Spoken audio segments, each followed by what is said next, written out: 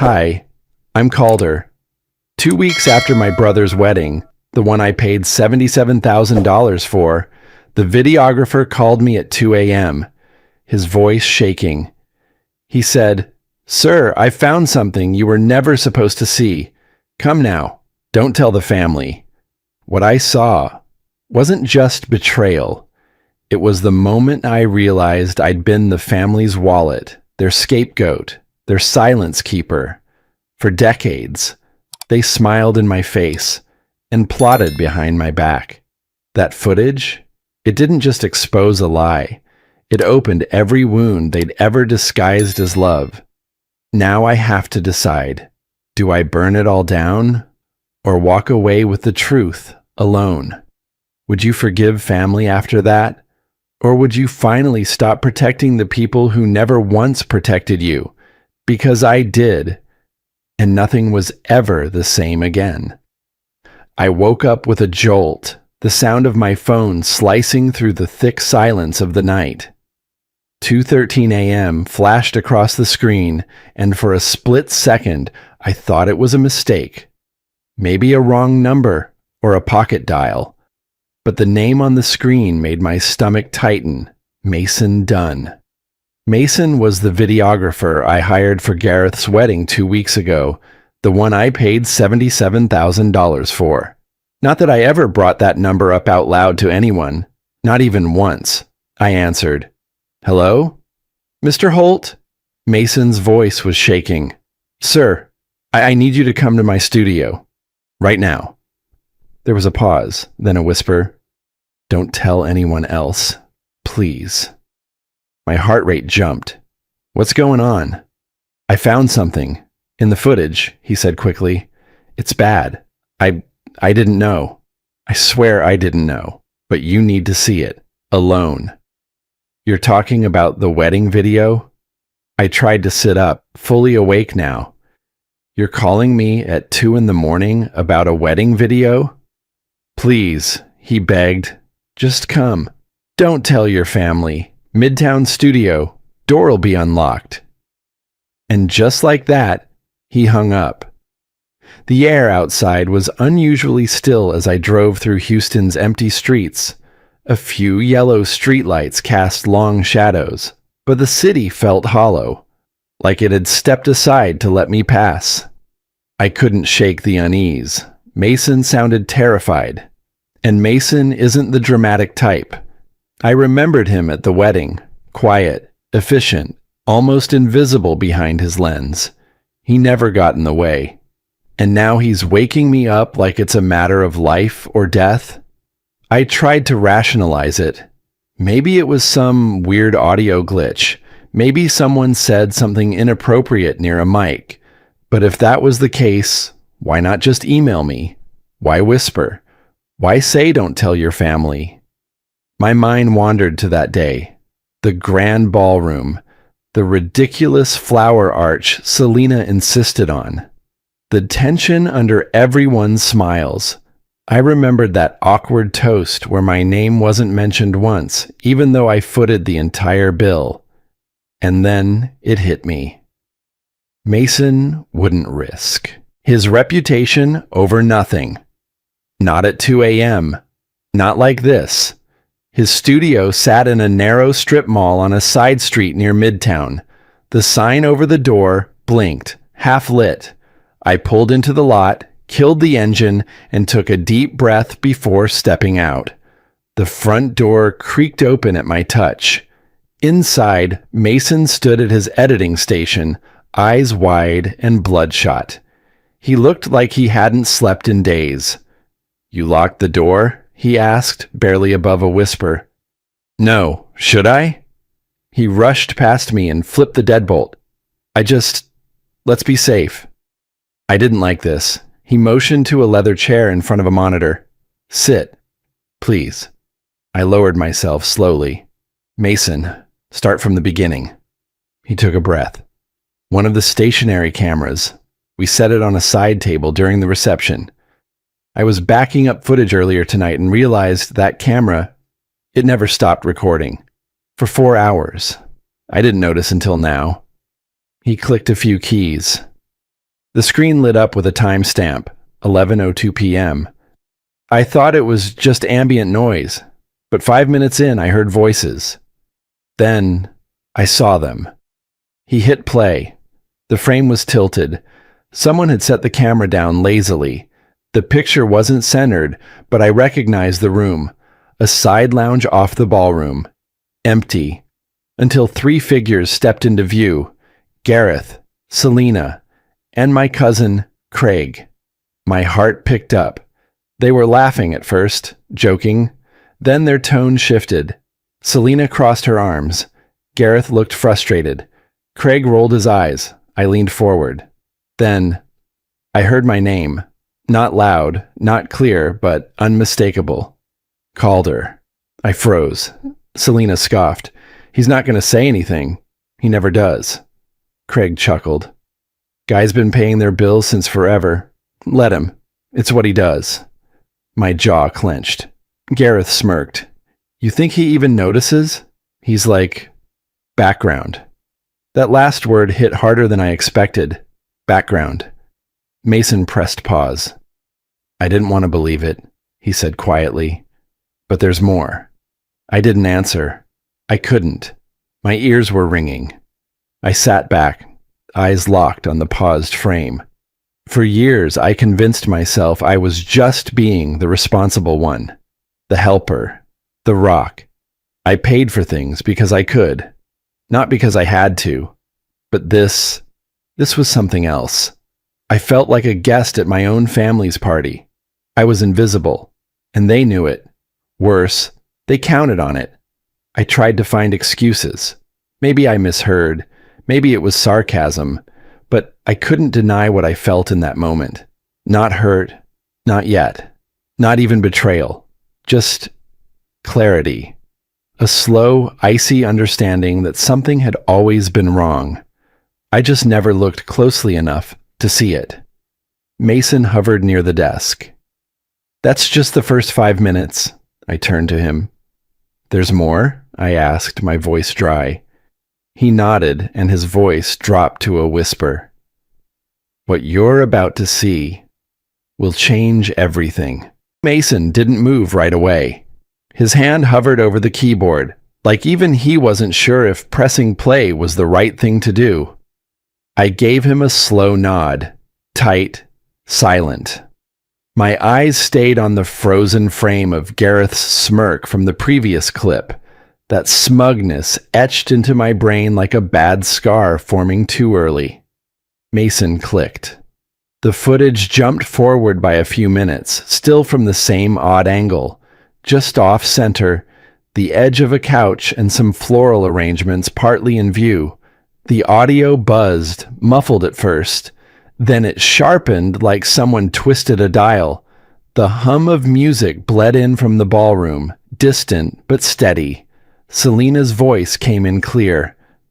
You're seriously putting him up near the head table? Gareth laughed. It's not like he's royalty. Let the man sit by the kitchen. He'll be fine. I didn't blink. He doesn't need to be front and center, he went on. God, the guy shows up, writes a check, and expects what? Fireworks? There was a small beat. Then Aunt Ruby, soft, dismissive, said, He should be grateful he's even here. I didn't realize my hand was gripping the side of the chair until my knuckles started aching. Selena snorted. I swear, if I have to include him in one more photo lineup, I'll scream, like we're supposed to fake some happy family moment. Come on. I leaned forward slightly, as if proximity would soften the blow. It didn't. They knew I was paying for everything. And yet the resentment in their voices wasn't about gratitude. It was about containment, like I was some threat to their control. Then Gareth again. He paid for it, sure, but that doesn't mean he gets a spotlight. Selena responded with something that burned worse than the rest. Exactly. He's not the face of this family. We can't let him take over. I sat there, still, watching a version of my family I didn't recognize, but somehow always suspected. It all came back like a punch to the gut. The crooked place card at the reception, my name misspelled, Cauldron. I had laughed it off. Made a joke about how maybe I was conjured out of thin air to write the checks. I hadn't realized it then, but that wasn't just a typo. That was a summary of my position in the family. Useful, but not real. A placeholder. The table I was seated at was near the hallway. Next to a door, the servers kept swinging open. Every time I tried to enjoy a bite, someone rushed past with a tray of half-eaten steaks or clinking wine glasses, and nobody sat with me for long.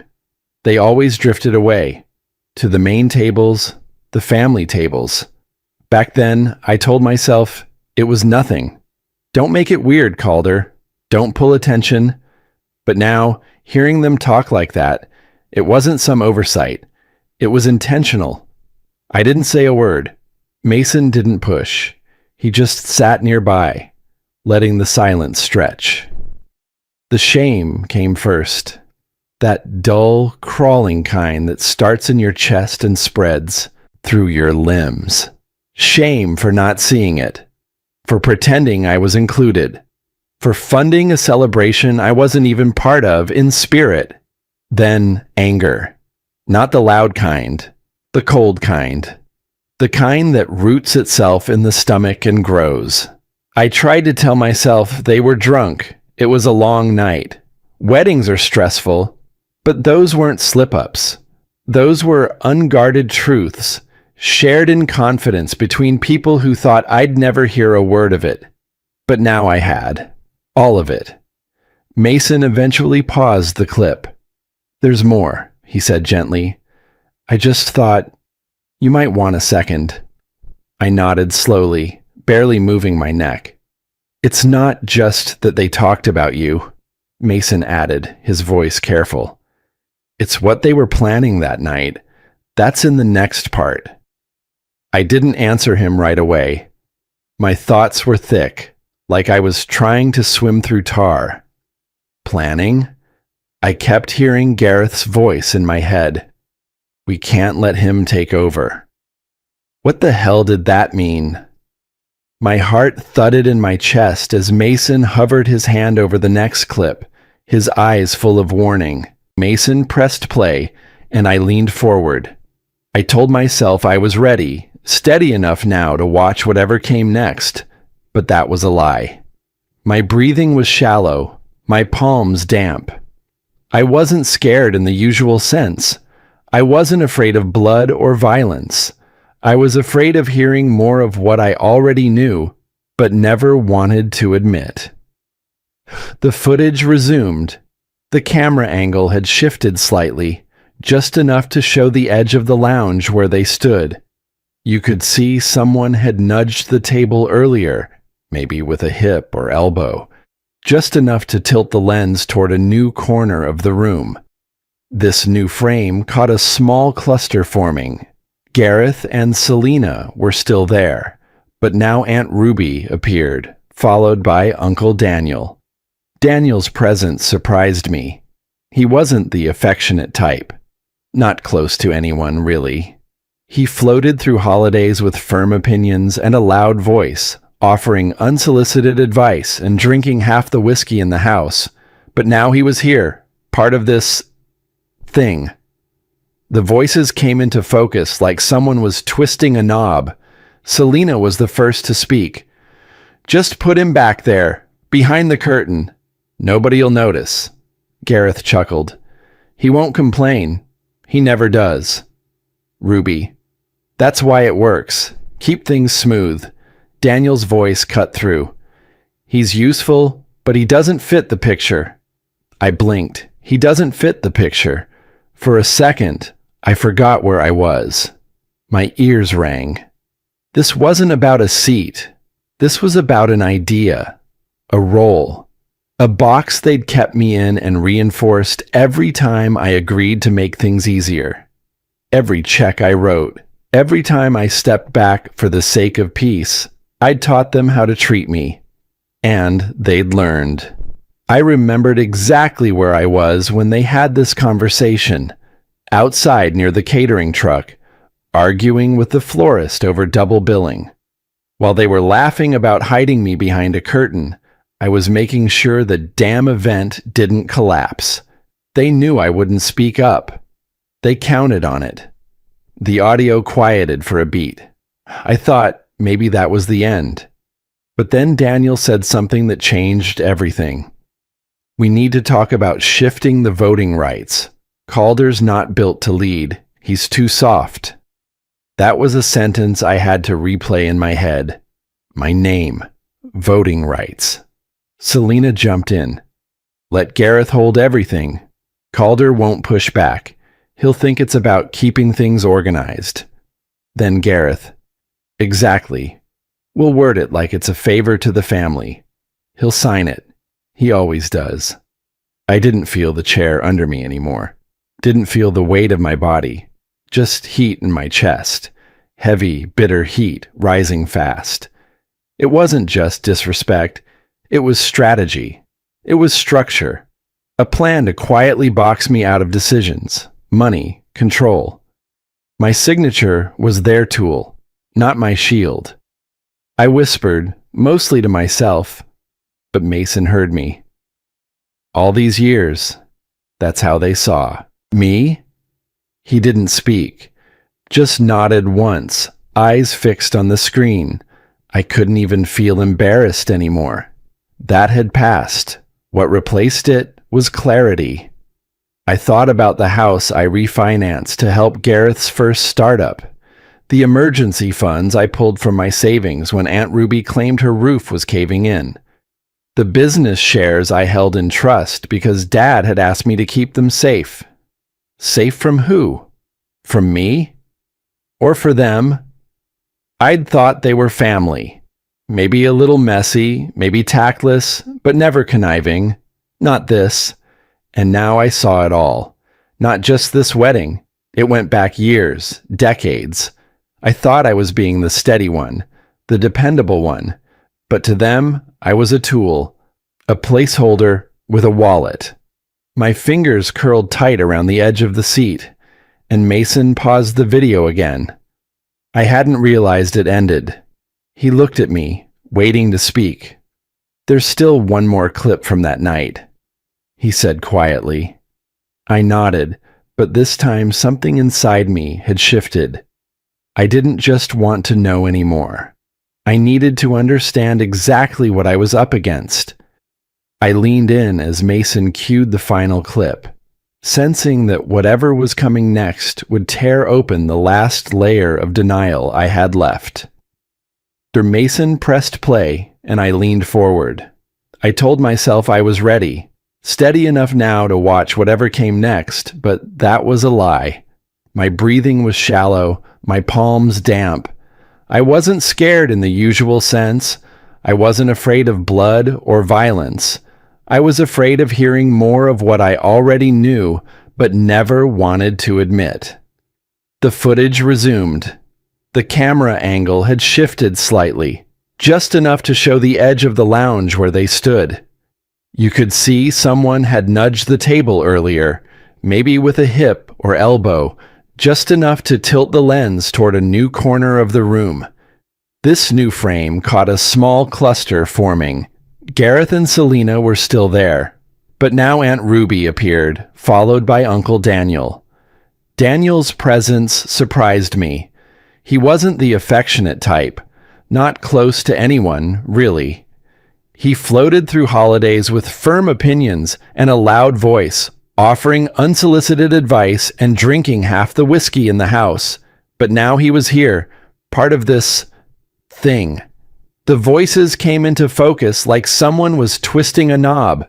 Selena was the first to speak. Just put him back there, behind the curtain. Nobody'll notice. Gareth chuckled. He won't complain. He never does. Ruby, that's why it works. Keep things smooth. Daniel's voice cut through. He's useful, but he doesn't fit the picture. I blinked. He doesn't fit the picture. For a second, I forgot where I was. My ears rang. This wasn't about a seat. This was about an idea, a role, a box they'd kept me in and reinforced every time I agreed to make things easier. Every check I wrote, every time I stepped back for the sake of peace, I'd taught them how to treat me, and they'd learned. I remembered exactly where I was when they had this conversation, outside near the catering truck, arguing with the florist over double billing. While they were laughing about hiding me behind a curtain, I was making sure the damn event didn't collapse. They knew I wouldn't speak up. They counted on it. The audio quieted for a beat. I thought maybe that was the end. But then Daniel said something that changed everything. We need to talk about shifting the voting rights. Calder's not built to lead. He's too soft. That was a sentence I had to replay in my head. My name. Voting rights. Selena jumped in. Let Gareth hold everything. Calder won't push back. He'll think it's about keeping things organized. Then Gareth. Exactly. We'll word it like it's a favor to the family. He'll sign it. He always does. I didn't feel the chair under me anymore. Didn't feel the weight of my body. Just heat in my chest. Heavy, bitter heat rising fast. It wasn't just disrespect. It was strategy. It was structure. A plan to quietly box me out of decisions, money, control. My signature was their tool, not my shield. I whispered mostly to myself, but Mason heard me. All these years? That's how they saw me? He didn't speak. Just nodded once, eyes fixed on the screen. I couldn't even feel embarrassed anymore. That had passed. What replaced it was clarity. I thought about the house I refinanced to help Gareth's first startup.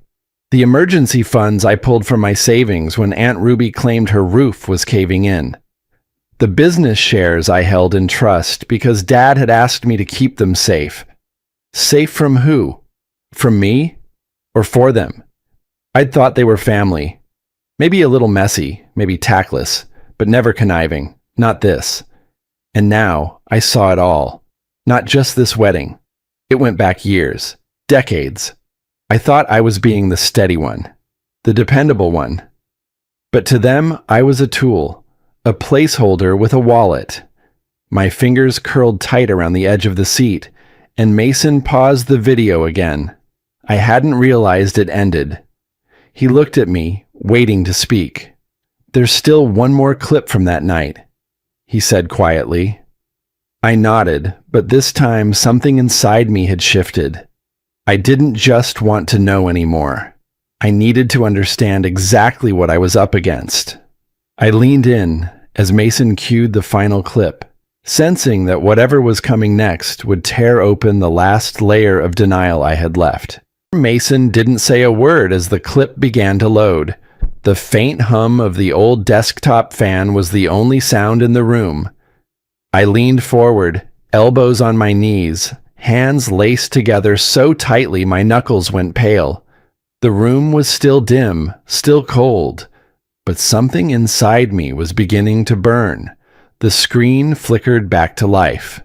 The camera angle hadn't moved. It still sat forgotten on the table, capturing what it never should have seen. At first, the voices were low again, muffled by chatter in the distance and the shuffle of servers cleaning up after the cake had been cut. But then a deeper voice joined the conversation, one I recognized instantly. Leonard Hayes, Gareth's new father-in-law, Houston oil money. A man who liked to laugh loudly and shake your hand too hard, who once called me the bookkeeper brother when we first met. He strolled into the frame with a glass of bourbon in one hand and that smug tilt in his walk.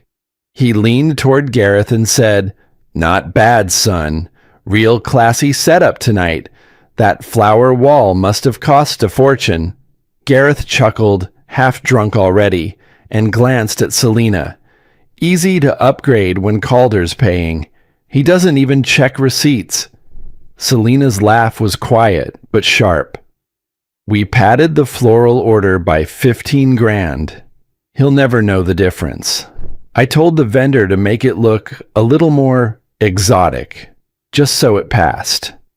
Leonard raised his glass and added, "Well played. Every family needs one generous fool." That one landed hard. 15 grand? They padded the budget? I blinked slowly. Once. Twice. Then Mason paused the clip on Leonard mid-toast, his smirk frozen on the screen like a punch that hadn't finished landing. I pressed my fingers to my temples.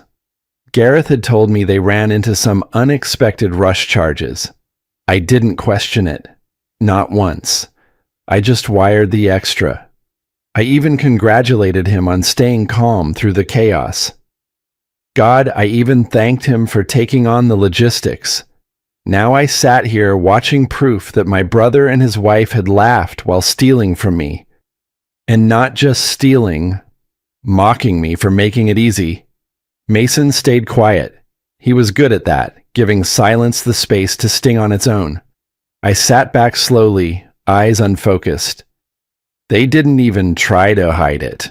He didn't respond. The footage picked back up.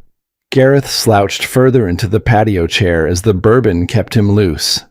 "You know," he said, "if Calder weren't around, we'd have real freedom. Everything gets stuck because we still have to pretend to care about him." Selena rolled her eyes, shaking her head. "Imagine the relief when he finally moves, or just gets tired of us." Leonard chuckled. "You mean he's still planning to update your mom's medical trust?" Gareth didn't hesitate. "Yeah, but once that's signed, we're cutting him out. He'll never see it coming." That's when I stood up. I didn't slam the chair back. I didn't yell. But I stood because sitting wasn't an option anymore. The room shifted, tilted.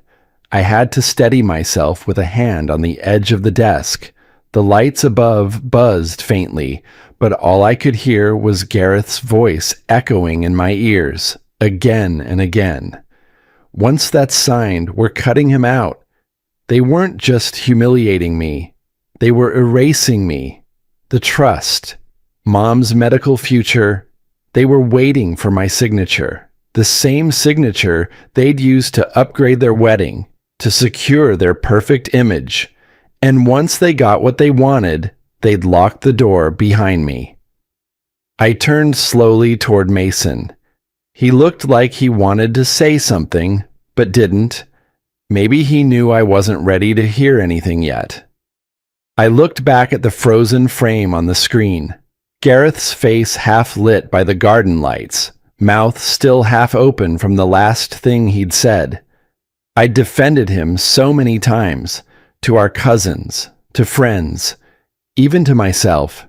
Every time someone implied he was entitled or that Selena was manipulative, I jumped in.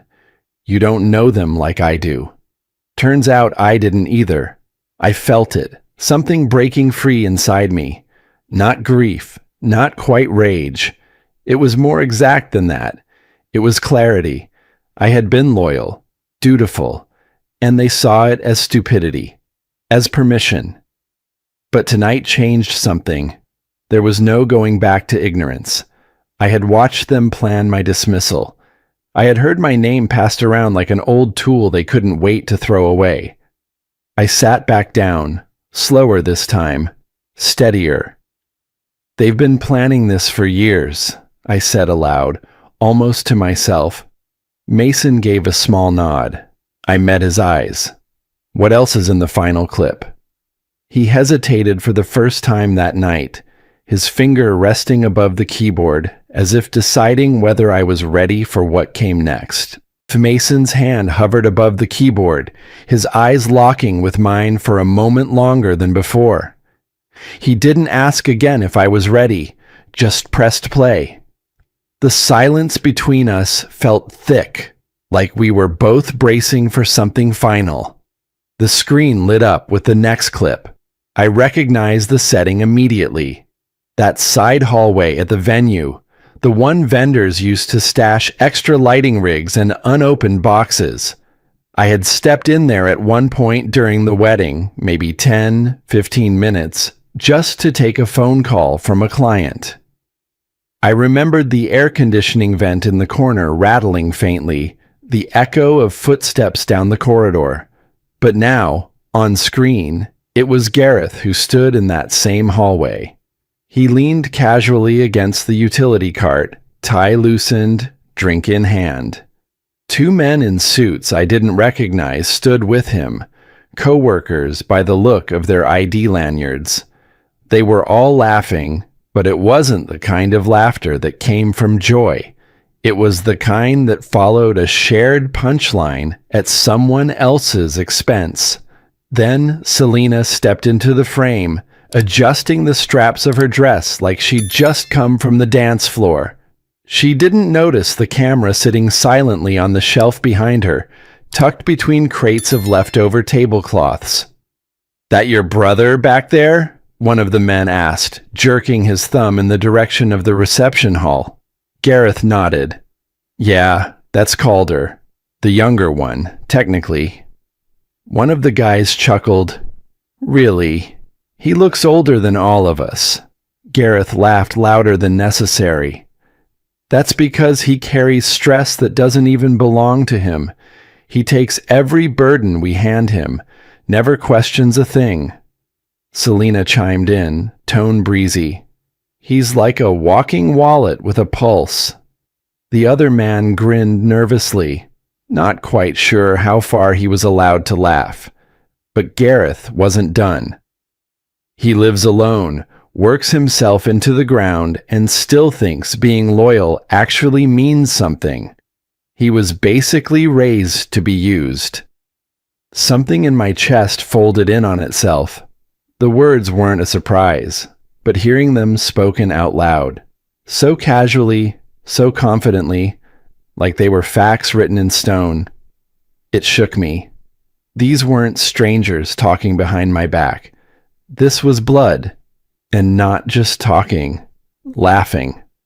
I took a half step back from the screen. I don't even remember moving. Just needed space, air, something. I couldn't catch my breath. My heart wasn't racing. It was the opposite.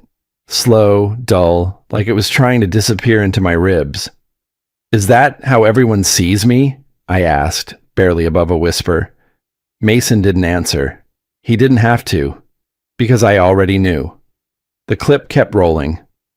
Gareth leaned in closer to the others now, his voice dropping slightly. "We'll tell Mom Calder insisted on handling the trust. She'll believe it.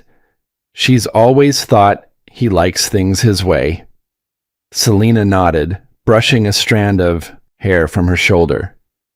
"And if he pushes back, we say he threatened us, that he's unstable, easy." One of the co-workers laughed uncomfortably. "That sounds a little harsh." Gareth waved him off. "He won't fight. Trust me. Calder can barely stand up for himself in a grocery line." I reached for the edge of the table, needing something solid beneath my hand.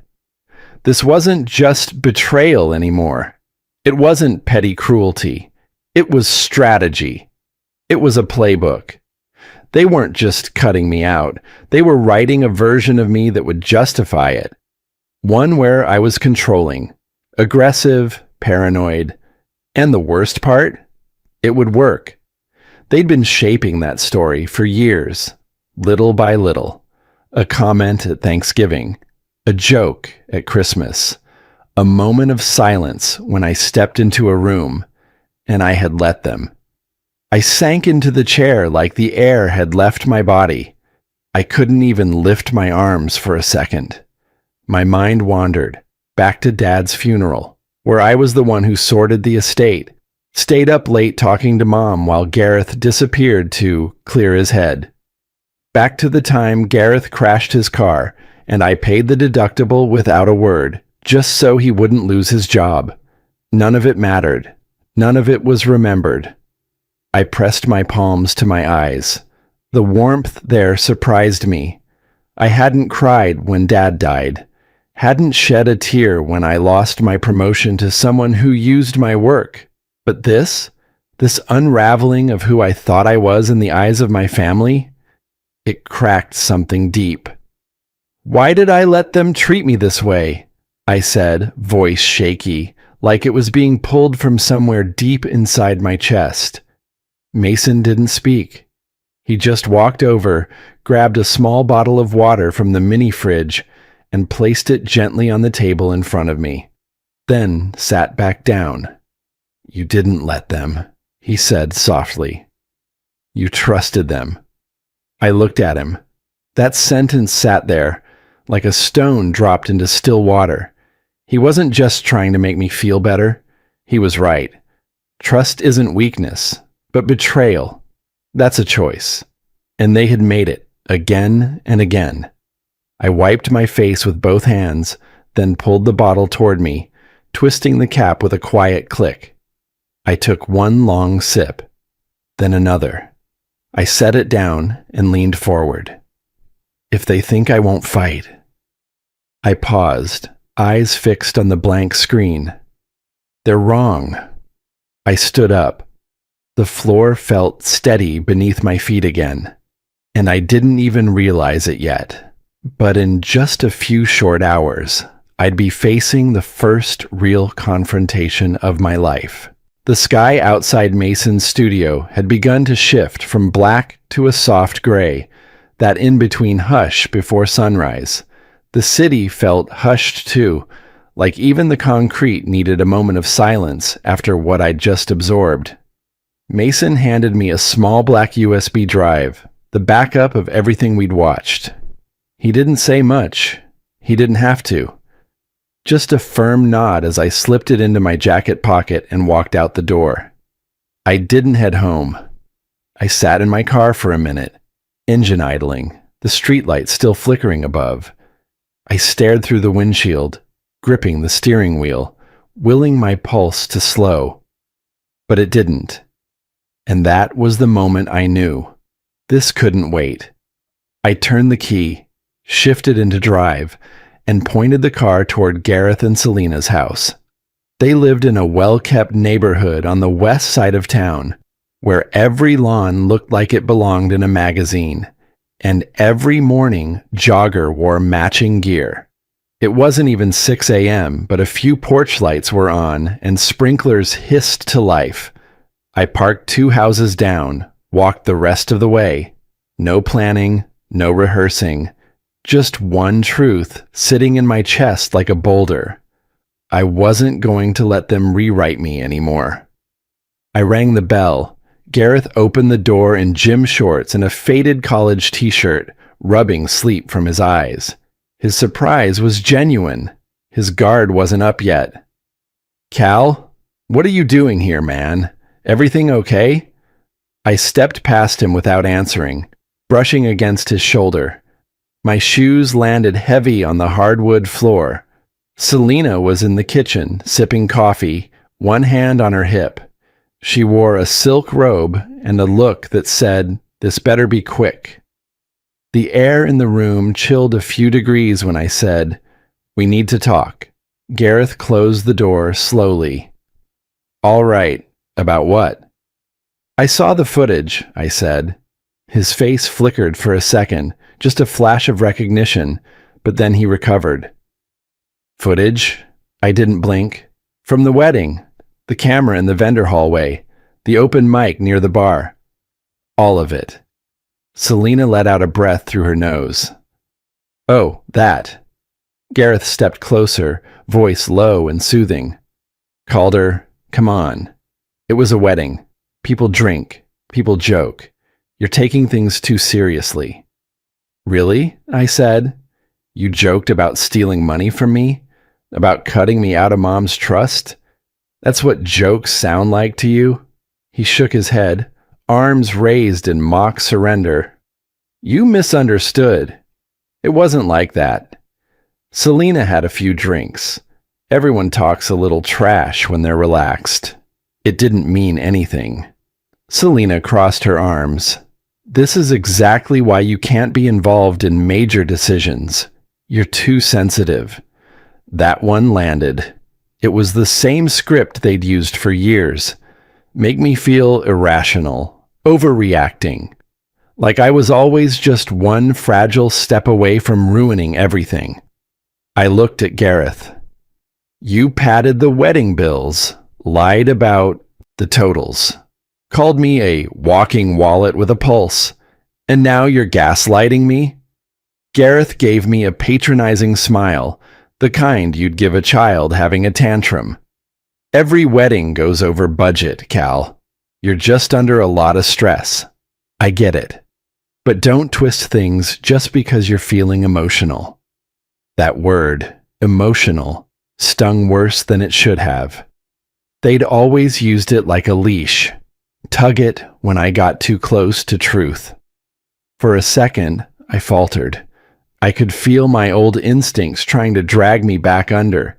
Just leave. Don't make a scene. Keep the peace. That's what good sons do. Good brothers. But then I remembered Selena's voice from the footage. The confidence in it. The cruelty. The way she said I was lucky Gareth still kept me around. And just like that, the spell broke. You act like you're the victim, Selena said now, stepping forward, her voice sharper than before. But you've always been dead weight. Gareth carries this family. You're just a guilt trip wrapped in a bank account. I didn't move. I didn't breathe. It was the most honest thing she'd ever said to me. And Gareth? He didn't object, didn't defend me. He just stared, jaw tight. Then he said, Calder, don't start something you can't win. And that was it. That was the moment I knew. They weren't sorry. They weren't scared. They believed I was too small to matter, too quiet to fight, too loyal to ever turn on them. But they were wrong. I took one step closer to Gareth, looked him dead in the eye. You used me. You lied to me. You stole from me. And you thought I'd stay quiet forever. Selena rolled her eyes and let out a short laugh. You will. I turned to her. No, I won't. At the corner of my vision, I caught movement outside. The neighbor across the street, walking his golden retriever, had paused, his brow furrowed as he glanced toward the open door. He must have felt it too. Whatever storm had just gathered in that room. I looked back at Gareth and Selena, my voice low and steady. You'll hear from me soon, and next time, it won't be a conversation. I turned and walked toward the door. Gareth called out after me, that old panic creeping into his voice now. Calder, don't make this bigger than it is. I didn't turn around.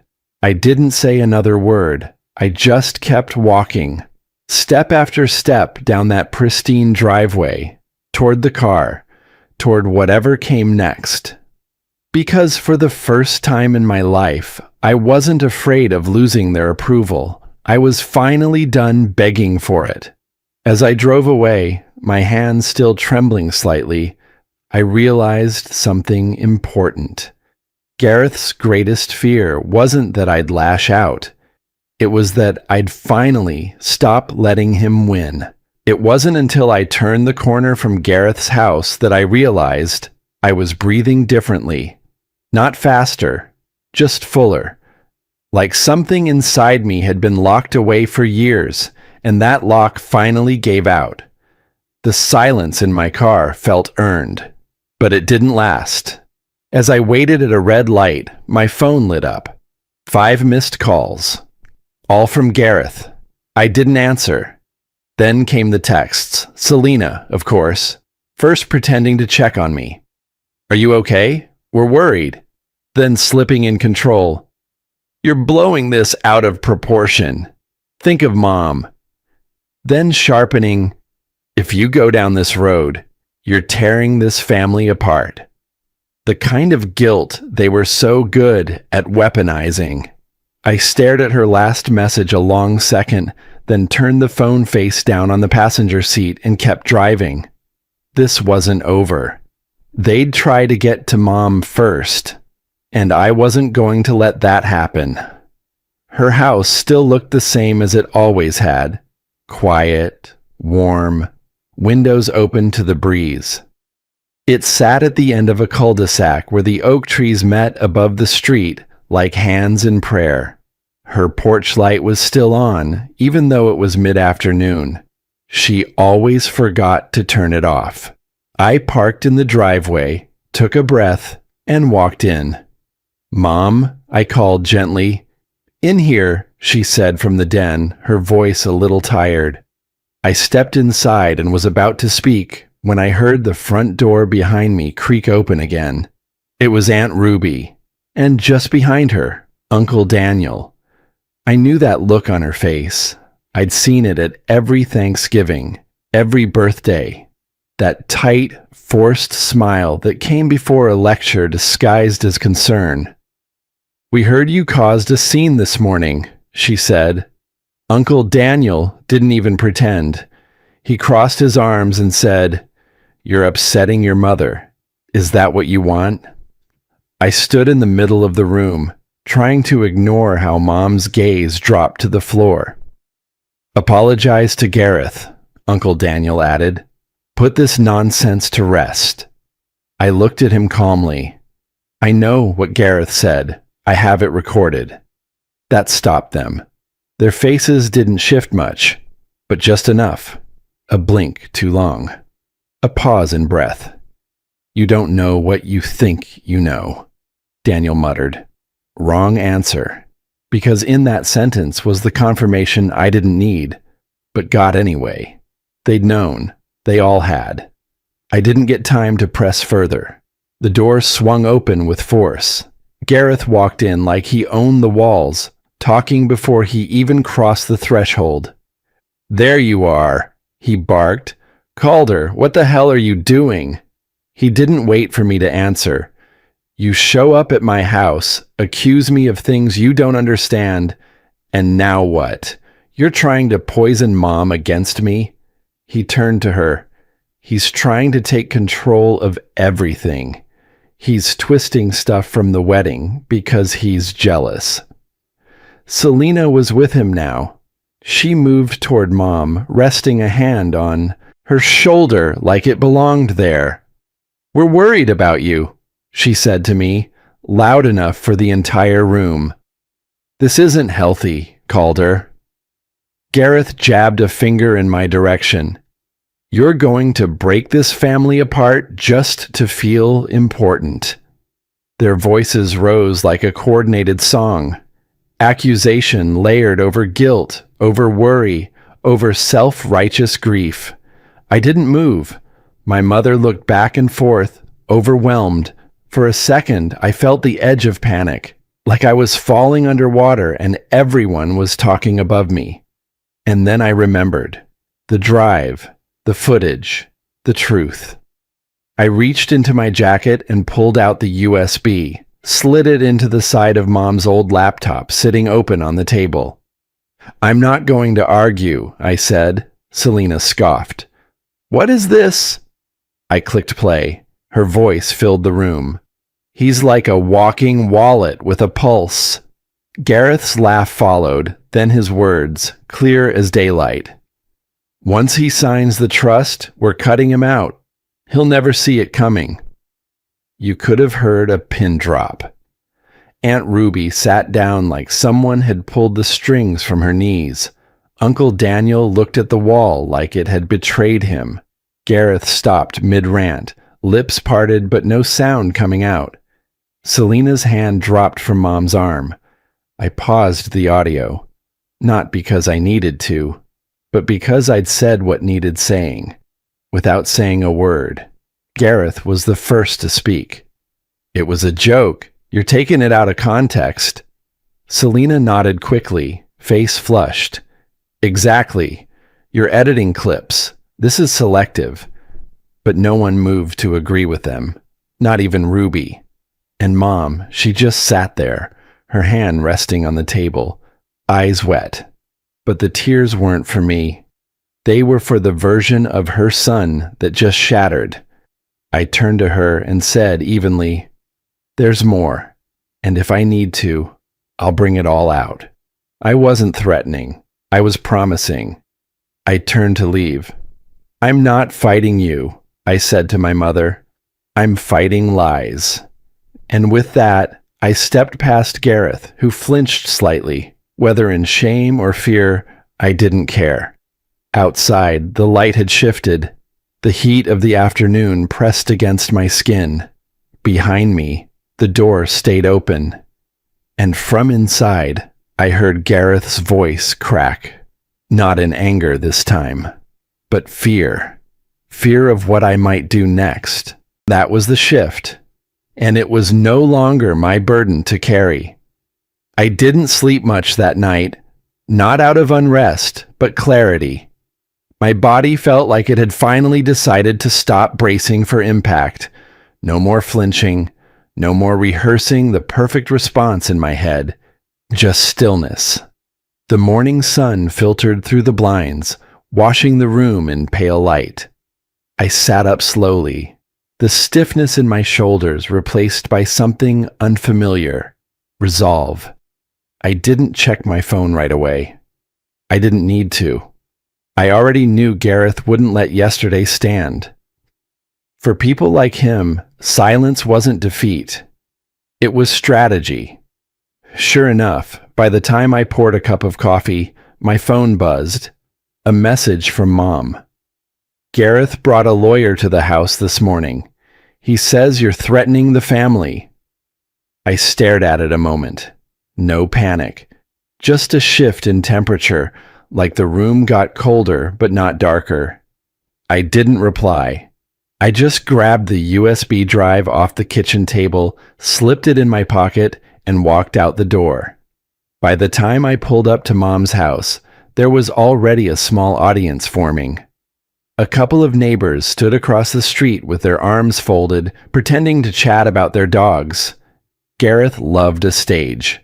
He stood at the edge of the driveway with a man in a blazer and a leather briefcase.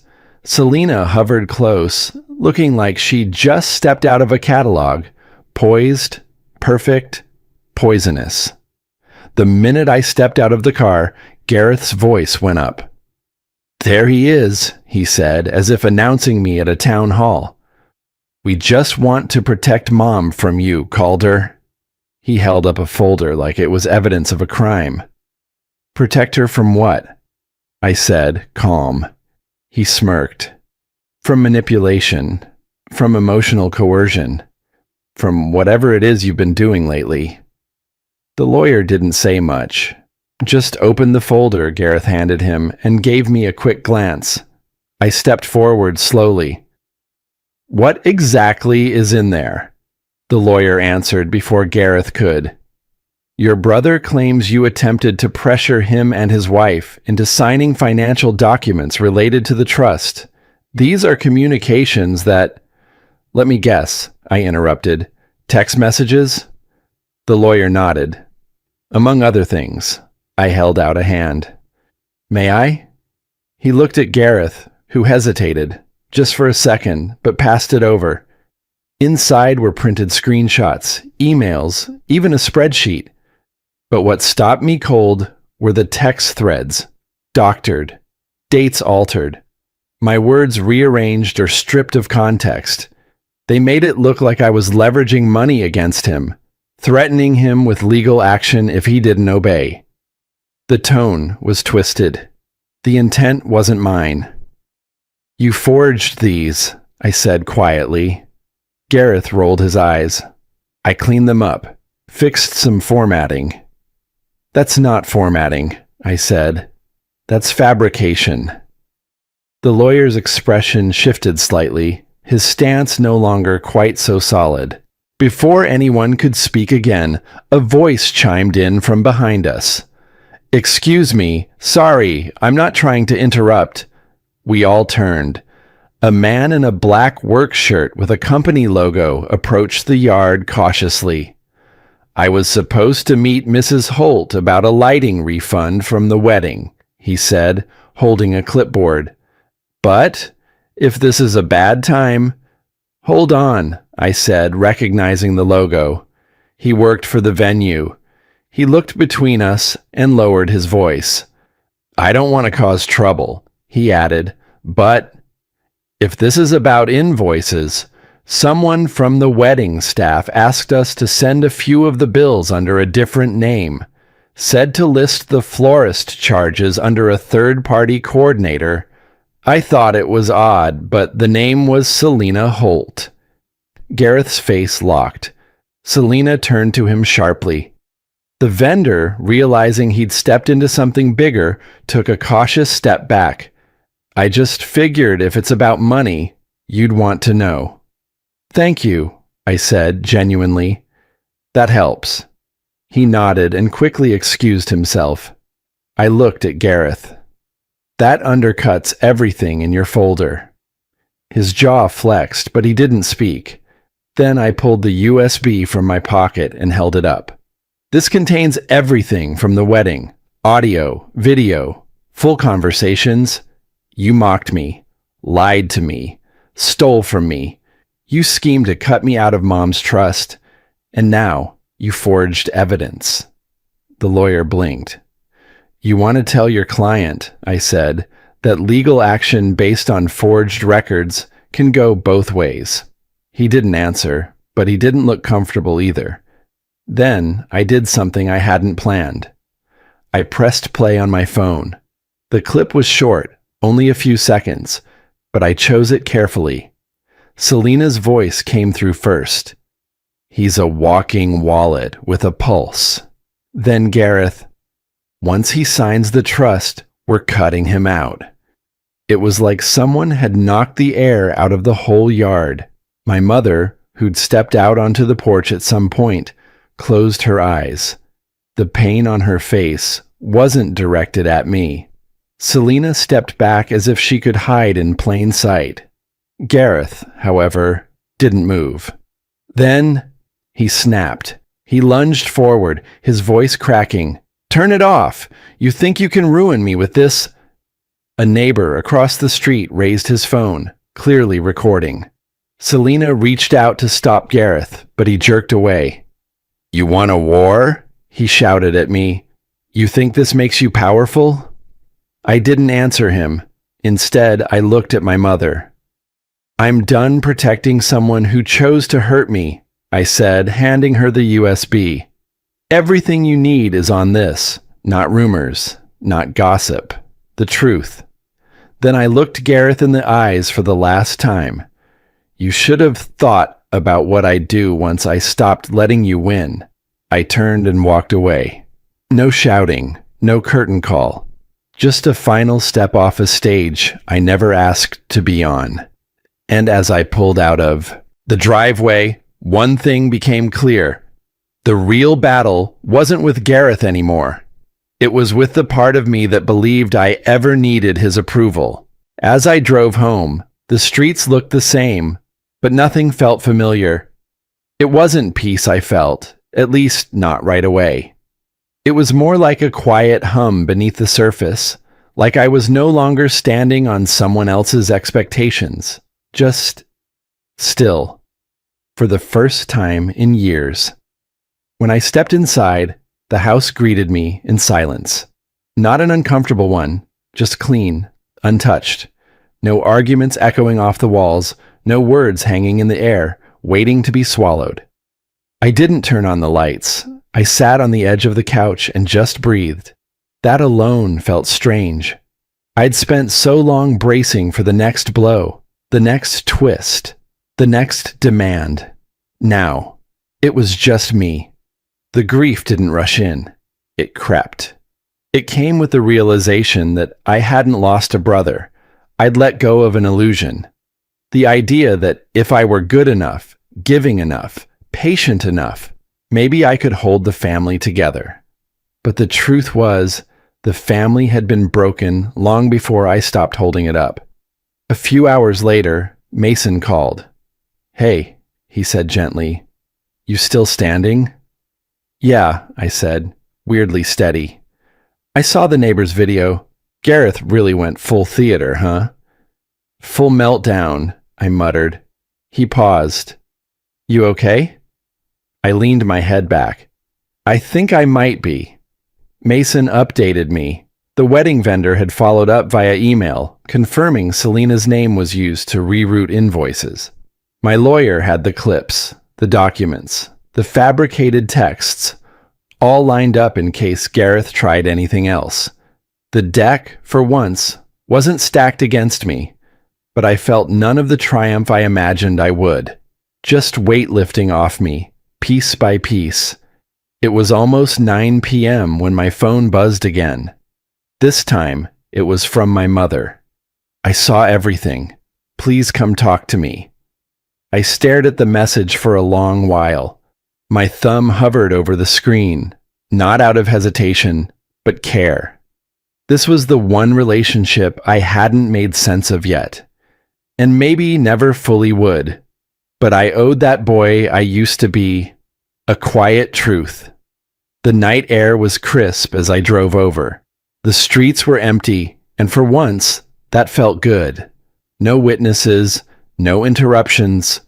When I stepped inside her home, it smelled like the past, lavender and wood polish. She was already at the kitchen table, nursing a cup of tea. "Hi, sweetheart," she said, voice soft. She looked older than she had the day before. Not physically, necessarily, but like the years had finally caught up. "I didn't know," she whispered. I sat across from her, resting my hands on the table. "I know." She looked down. "I should have seen it. I should have asked more questions. I let Gareth shape the story too often. I didn't say anything right away. Then I said, seeing it now matters more." We sat in that stillness. Then, slowly, I explained, not with rage, not with guilt, what it had been like. The years of being minimized, guilted, used. The way Gareth made loyalty feel like servitude. The way Selena sharpened every edge and still smiled through it. She listened, really listened. "I'm not asking for sides," I said.